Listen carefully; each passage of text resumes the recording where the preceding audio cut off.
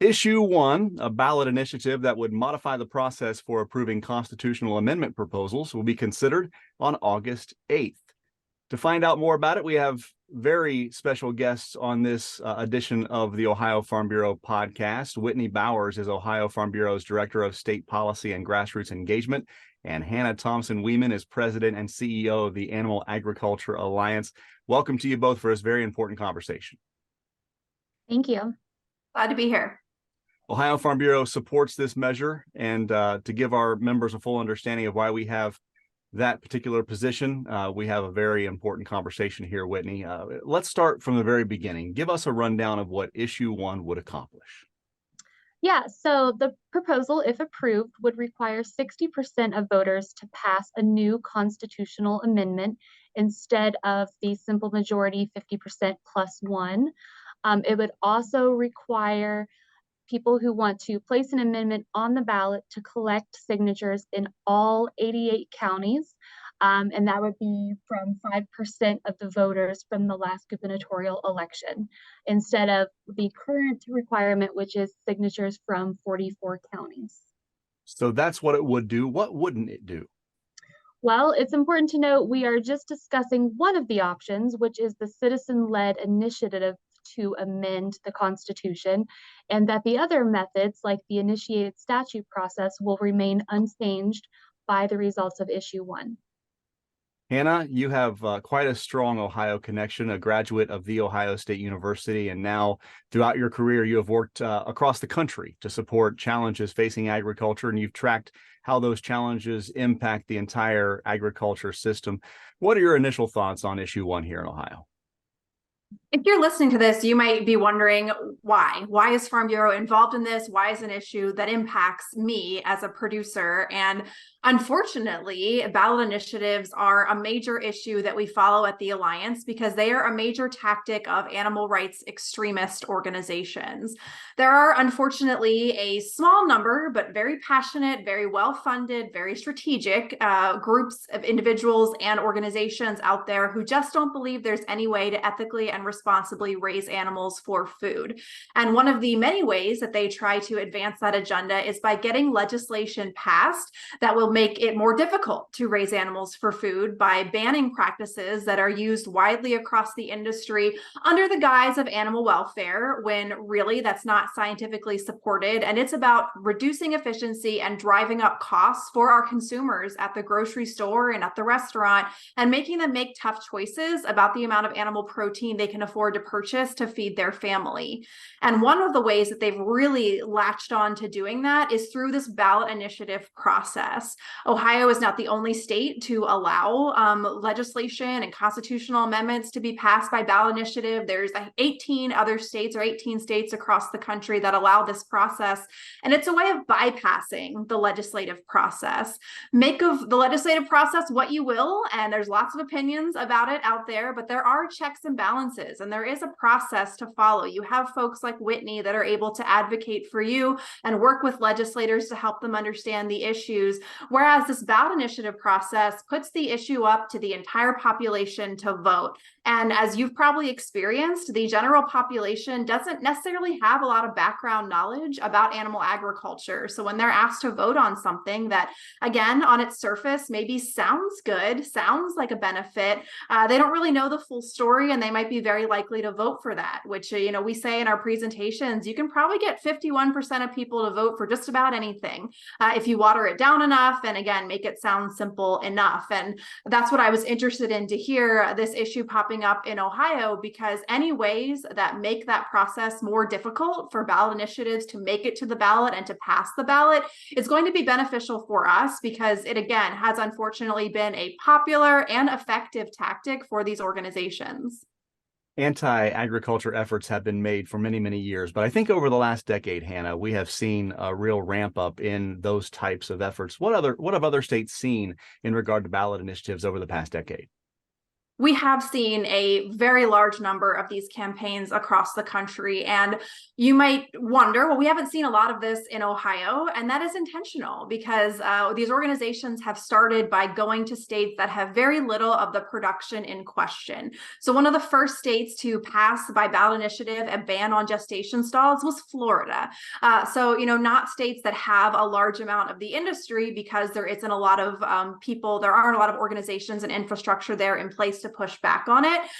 It's a very small amount of production that's actually being impacted, but what it does is set a precedent. So now they can point to this list of states that have passed legislation, even if those states represent a very small amount of production actually being impacted. It is an impressive sounding list to a layperson who doesn't know what they're looking at. So it allows them to, again, build on this momentum to get legislation passed in other states.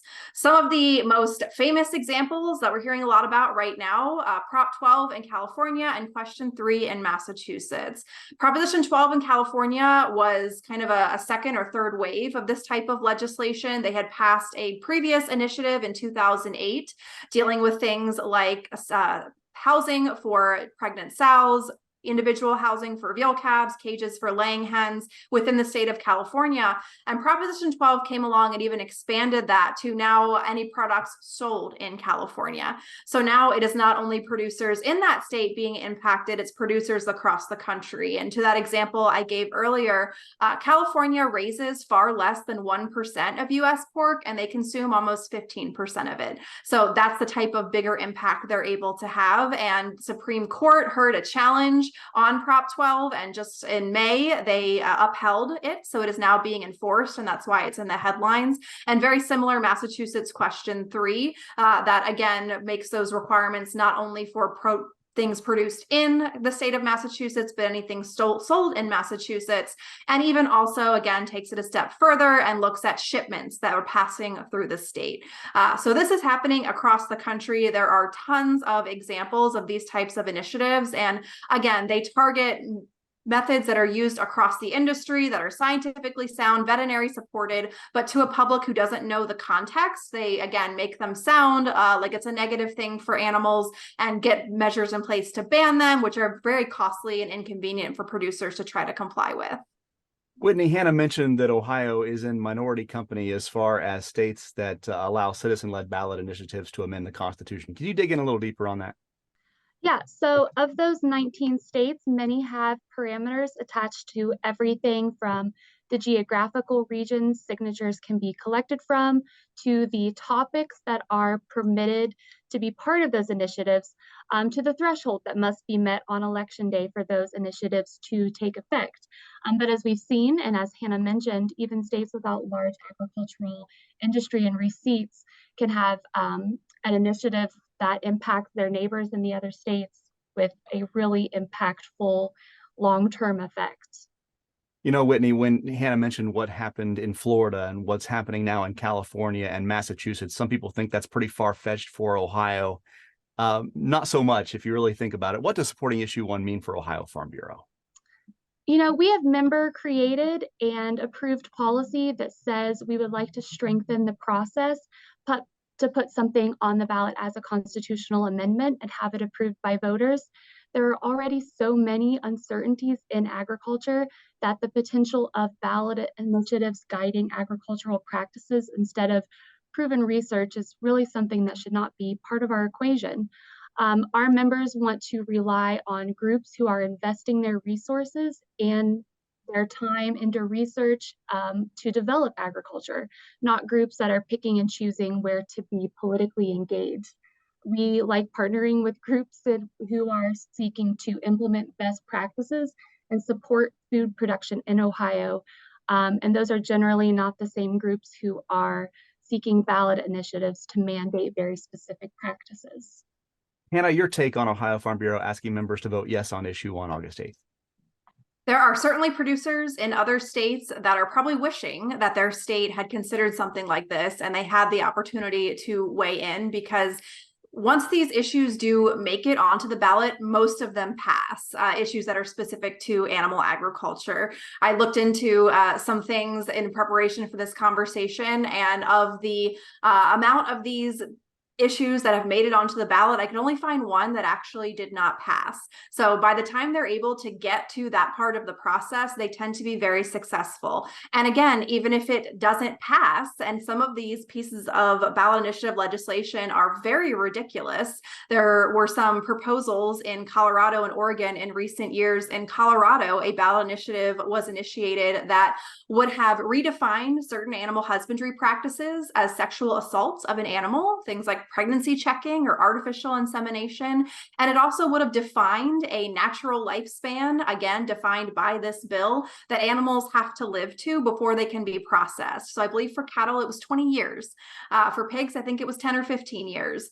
So obviously that's very different from the way we do raise animals for food. That initiative did not make it onto the ballot just because of the number of things that were included in it. A Colorado Supreme Court said, you know what, this is too complicated. It can't make it onto the ballot, but I'm sure in the future we'll see it come back in a more simplified form. In Oregon, a proposed initiative, it takes it even further. An animal has to die of natural causes, and then you can eat it. But you cannot kill an animal to process it for food. That is now animal cruelty and would be against the law. That initiative didn't make it through the signature gathering phase the first time, but they are back gathering signatures for 2024.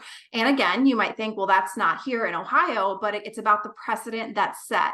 And it also might seem really extreme and crazy, but now we have to spend money pushing back on it. We have to spend time pushing back on it. Even again, if it doesn't realistically pass, now it's been introduced out there. It's something we have to respond to.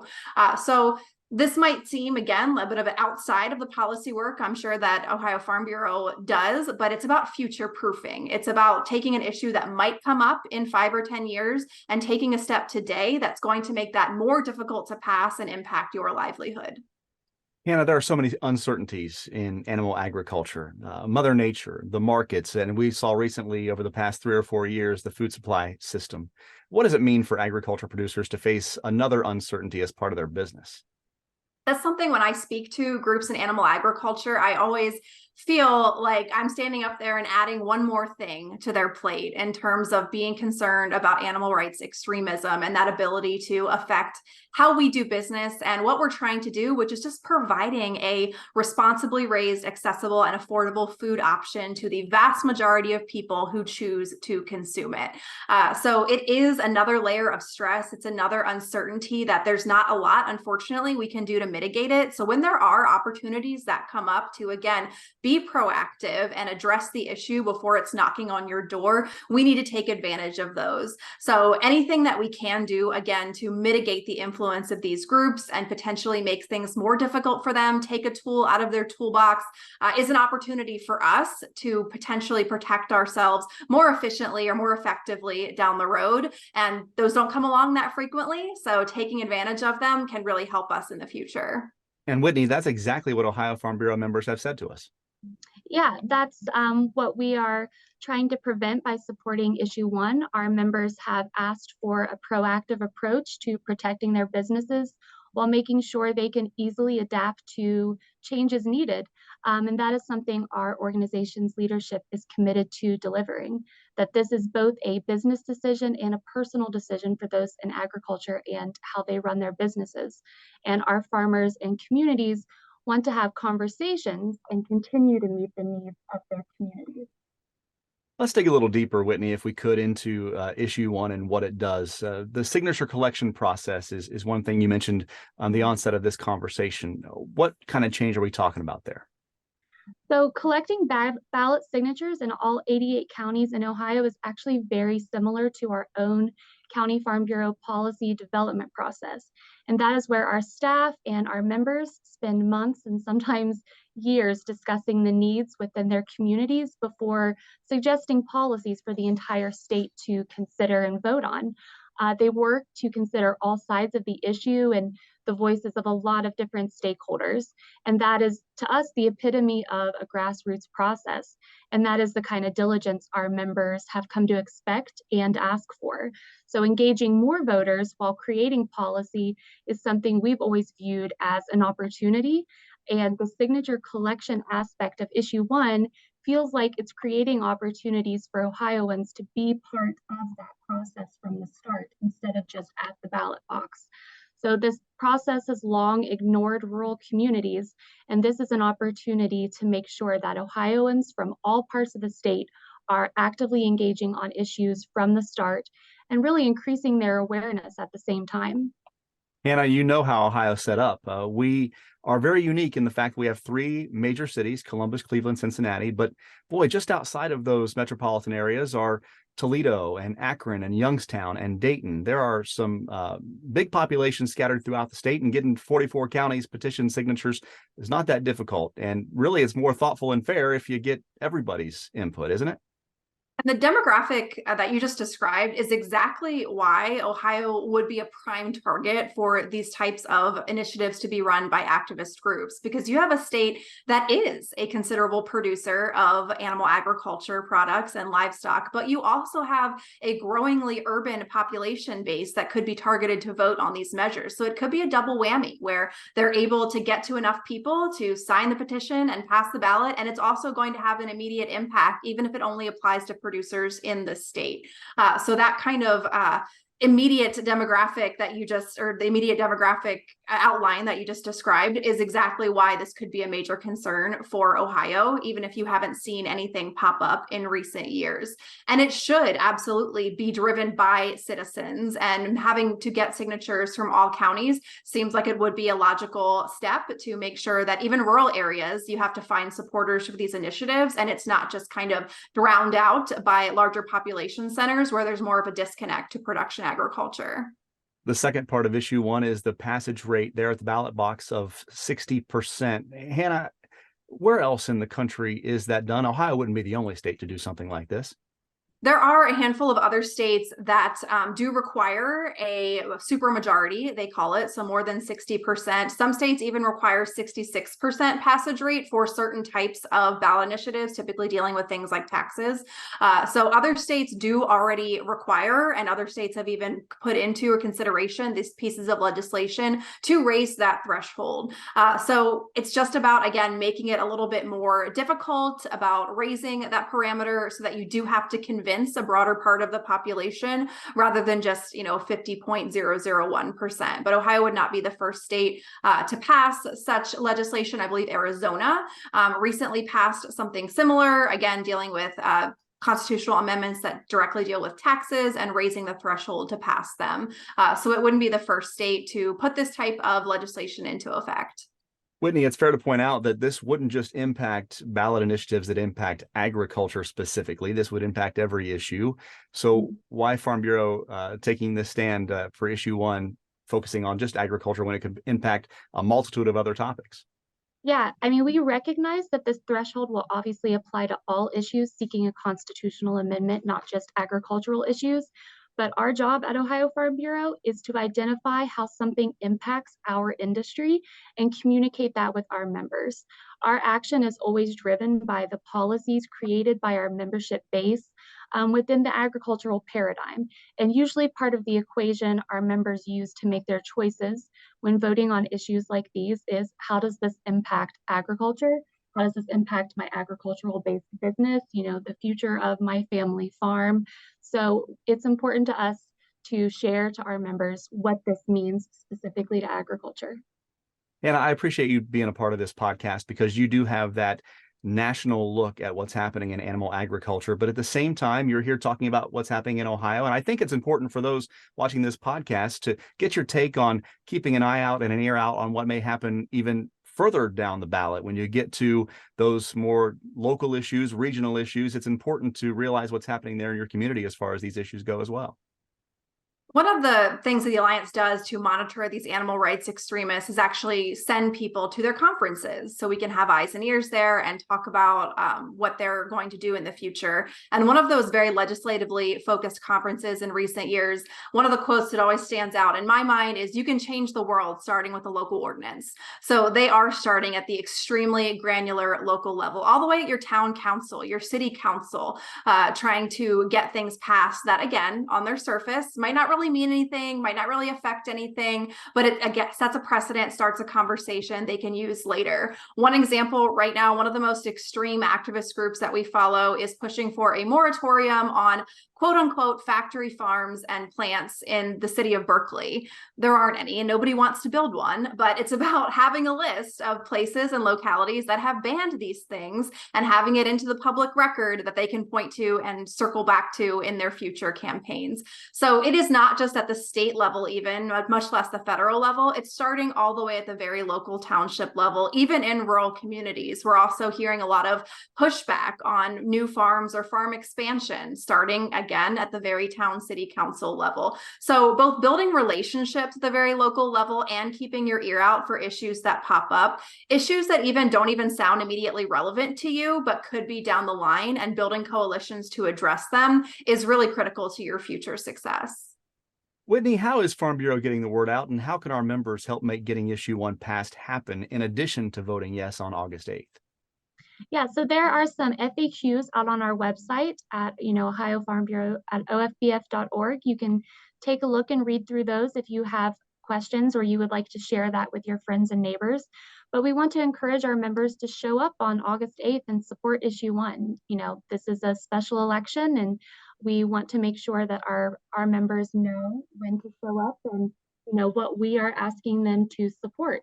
And while there are always many sides of an issue to consider when making these choices, from the business perspective of Ohio agriculture, this is a way to add some stability to our industry and let outside activist groups know that our state is not a place to haphazardly approach our Constitution. Whitney Bowers is Ohio Farm Bureau's Director of State Policy and Grassroots Engagement. Hannah Thompson-Weeman, President and CEO of the Animal Agriculture Alliance. Great to visit with you both, and thank you so much for being a part of this special podcast. Thank you. Thanks for the opportunity.